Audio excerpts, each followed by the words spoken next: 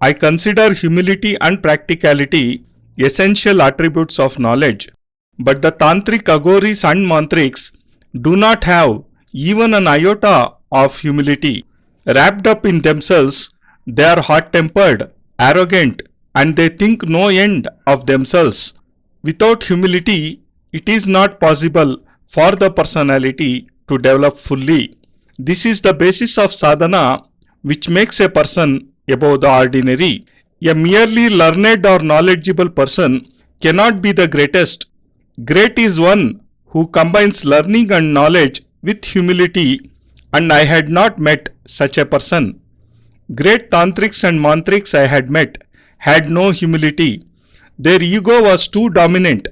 They craved praise to inflate their ego. I was excited and decided to attend the convention. But then I learned that only those who had mastered at least one of the Dashamaha Vidyas, 10 great skills of Tantra, namely Kali, Tara, Bhuvaneshwari, Shodashi Tripura Sundari, Tripura Bhairavi, Chinnamasta, Dhumavati, Bagalamukhi, Matangi and Kamalatmika, or had accomplished with success Shama Sadhana of the leftist method, or Pitambari Sadhana with Aghor Tantra, with Gauraksha Sadhana, or was an expert in the Mruta Sanjeevini Vidya in Tantrism, would be allowed to participate. Some such criteria had been laid down, and anyone who met with even one of the required conditions satisfactorily would be considered qualified to attend. I had learnt Tara Sadhana from Booth Baba successfully. The organizers gave me the entry permit when I demonstrated this Kriya. This permit was the harbinger of good luck for me. On the strength of that alone, I could attend the convention and could meet distinguished tantrics and realize my long cherished desire to find a guru at last. A day before the inauguration of the convention, I met the convener Abhayanandji. He was extremely busy, perhaps more harassed than busy. He was anxious to make sure that there were no shortcomings in the arrangements. He was particularly concerned since all the expected participants were highly distinguished people and were of different temperaments. It was said that some of them were the very incarnation of Durvasa, the fiery-tempered sage, and would fly into a rage at the slightest excuse. They could be up to anything if they did not find something quite to their liking. It was no wonder that the organizers were so nervous. Burbua Baba, who is basically a spiritual saint, was the spearhead of the activities. But at the same time, he is an accomplished tantric with a worldwide reputation. He is highly respected in the spiritual as well as tantric circles. His was the greatest contribution in getting together distinguished people at one place.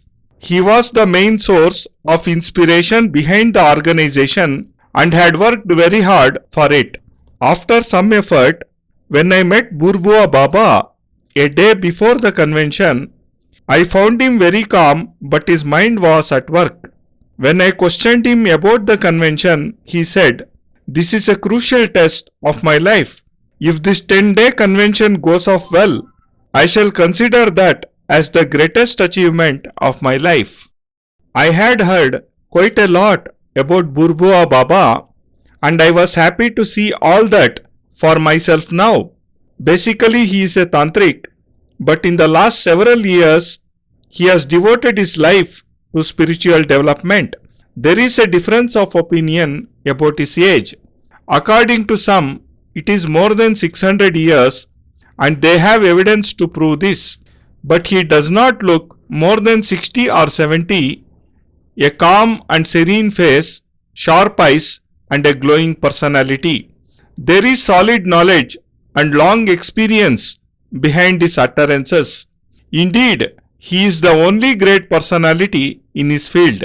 The convention started the next morning at 10 o'clock. Burbua Baba's disciples were posted all around. They had strict instruction to permit only those to enter who had entry passes, and to stop anyone about whom they had the slightest doubt, and not allow him to enter until after Burbua Baba himself had scrutinized him.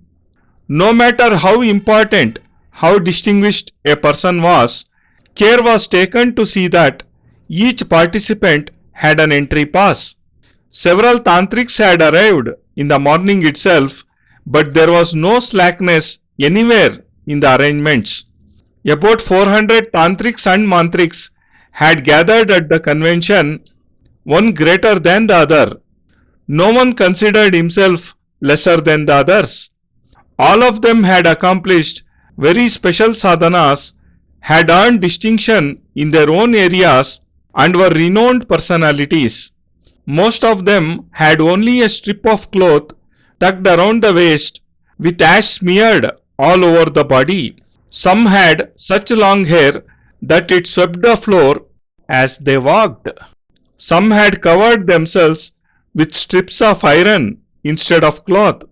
Over 100 ascetics wore no clothes at all. Some had a string of bones round the neck. One of them wore 11 human skulls strung together around the neck. Some wore strange beads, and some had covered their entire bodies with clothes. One of the sadhus had tied a string of human skulls around his waist.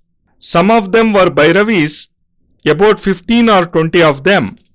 Some looked quite old, but one or two were pretty and bright looking. They were between 20 to 25 years of age. I was surprised how they could have accomplished such difficult kriyas at such a young age. But strange are the ways of tantrics. It was likely that through some kriyas they had stopped growing in age and had preserved their youth forever. There were a few Hatha Yogis too. One Hatha Yogi's foot was so swollen that its circumference could not be less than 6 feet. Some Hatha Yogis were giant-sized. One or two were so emaciated that their hands looked like dry sticks. There were a good number of Aghoris who were absolutely nude and looked like huge monsters. There were layers of dirt on their bodies exuding unbearable stench, but they were quite unconscious of this. Among them were a few distinguished tantrics of the leftist school who were so frightful to look at that ordinary people would have fainted at the very sight of them. Their bodies were huge and frightening, and faces fierce. Although too busy, Swami Abhayananda welcomed each and everyone adequately. Burbua Baba was very careful in not letting anyone feel hurt and saw to it that everyone got a proper place. More than the expected number of tantrics turned up. Some of them were those legendary personalities of whom we had been hearing in half-belief and amazement. Seeing them in person filled one with awesome wonder. Indeed, it was a miracle on Burbua Baba's part to have succeeded in getting them together. Ma Krupalu Bhairavi, Ananda Bhairavi, the master of Pishacha Siddhis, Ma Debul Bhairavi, and others made us happy by their participation. Among others were Pagala Baba, Swami Dehur Baba, Krupalu Swami, Baba Bhairavnath, Karparananda Bharati, Swami Girijananda Agori, Virda Swami, and Trijata Agori. They were unique personalities with worldwide fame, and for tantrics they are specially venerable. They have achieved extraordinary siddhis. I was thrilled to see them all together in one place. But for this convention, I could never have even dreamt of having a glimpse of them.